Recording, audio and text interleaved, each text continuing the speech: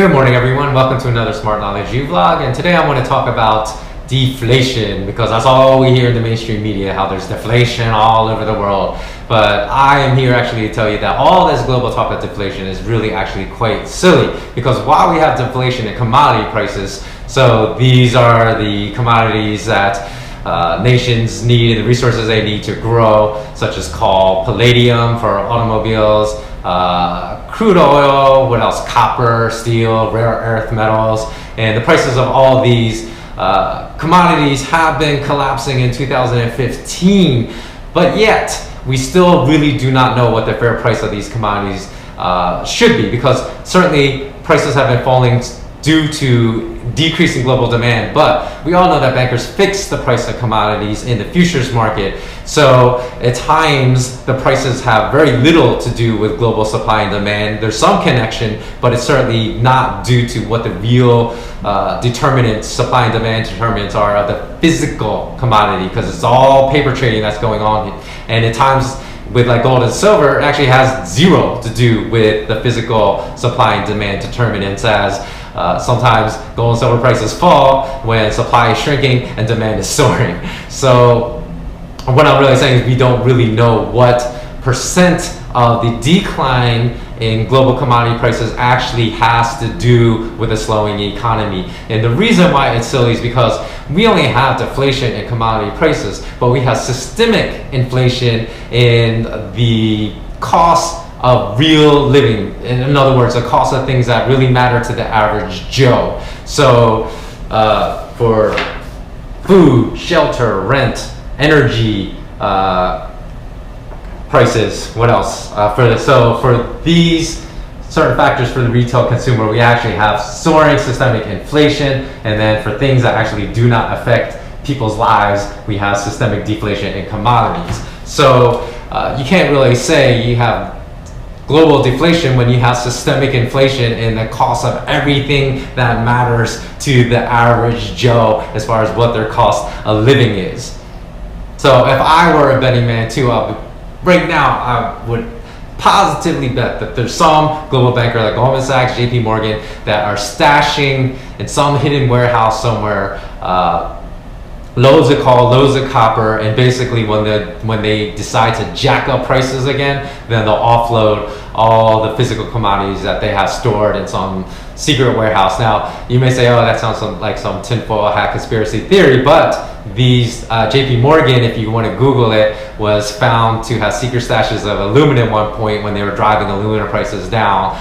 So they were buying it at lower prices, which they were basically had direct influence over, and then when they ran prices back off, they offloaded that aluminum. So there was no real shortage of aluminum at that time. They created this artificial shortage by secretly buying aluminum and stashing in warehouses. And then we also know, if you look up the price spike in oil in 2008 from $100 a barrel to $150 a barrel, Goldman Sachs bankers basically affected and directly artificially engineered that price spike.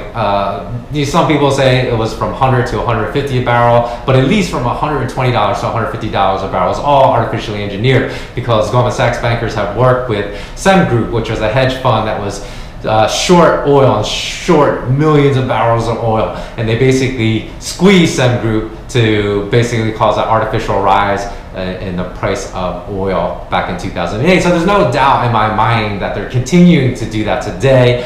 There's no doubt. I'm as positive of this as I'm sure that HSBC is still laundering billions of dollars for drug cartels, even after getting fined for laundering likely billions and billions of dollars of drug money because they failed to monitor $670 billion in wire transfers and $9.4 billion in cash. That's pure cash transactions from its Mexican affiliates between 2006 and 2009. So even to talk about the deflation in commodity prices worldwide as being directly attributable to the global economic slowdown is just downright silly, because we all know that bankers manipulate the prices of commodities in their fantasy world of paper derivatives, where they rig all prices through their HFT algorithms up and down relentlessly, creating what I explained to you were 6 and 7 sigma events in one of my previous vlogs. and these are events that are not natural and can only be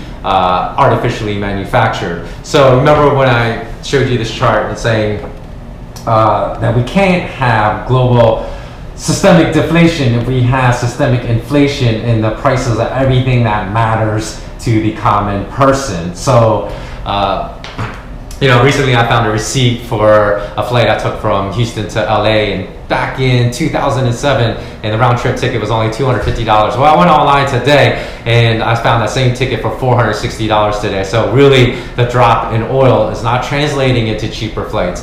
If we look at the prices of utilities, you would think, okay, we have commodity prices are deflating, so shouldn't the cost of energy to the average Joe go down? But yet, in July of 2015, the California Public Utilities Commission voted to increase utility rates to all customers. And then what about the prices of food? So sure, the prices of food have gone down a little bit, although I read recently that the prices of eggs have gone up in America by 12 to 13% this year, but the price of beef has declined slightly, but it's still up 70 to 90% over 2009 prices. So if the commodity deflation is not translating to the average Joe, and not only that, they're paying more for energy, more for food, more for all the things that matter as far as the cost of living, and this is happening in a decreasing wage environment, then it is just absolutely misleading and false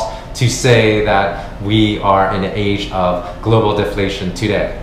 Now, what's really ironic is that the very same bankers that would say we have global deflation and show us all these statistics to show how the global economy was slowing down, they were the very same bankers that were saying, well, the US stock market is rising because we have a recovering economy, everyone. So which one is it? Do we have a terribly weak economy that's leading to the collapse in commodity prices, or do we have a recovering economy that's leading to a rising US stock market up until, of course, just August of 2015, when the fraud of the central bankers started to fall apart. So the fact is that commodity demand is very weak now because all the major G8 governments have been lying and falsely inflating their GDP growth numbers while economies are collapsing, and US stock markets have been rising on the back of fraud and the back of US central bank purchases that go into the hundreds of millions of dollars of S&P 500 futures and other manipulation. So, and this was also happening at a time when market breadth was absolutely collapsing, which of course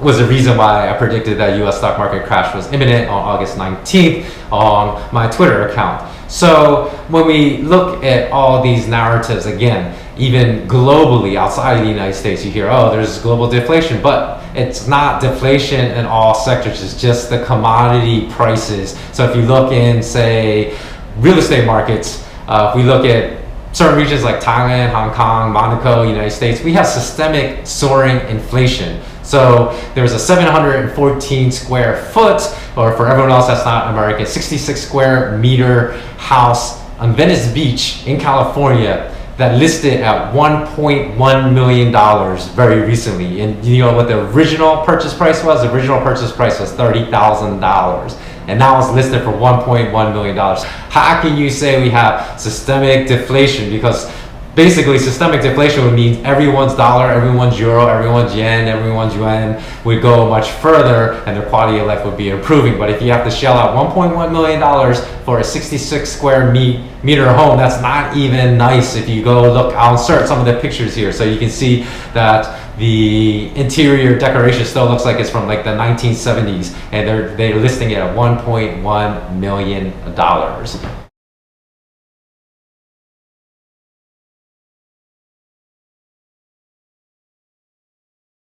At best, all this mainstream media talk about systemic global deflation is a lie at worst, a complete lie at worst, and at best it's only a partial truth, because there's a distinct bifurcation between certain elements in certain asset prices in society that are suffering from systemic inflation right now and all the essential costs of living, whereas the systemic deflation in commodity prices really is not improving anyone's quality of life whatsoever. So please do comment below. Let me know what you think. Let me know if you've heard other people just parrot this mainstream media narrative because they just basically hear what's being said by the talking heads on mainstream media and just like to parrot what they say. Let me know if you disagree or agree with the commentary in this video.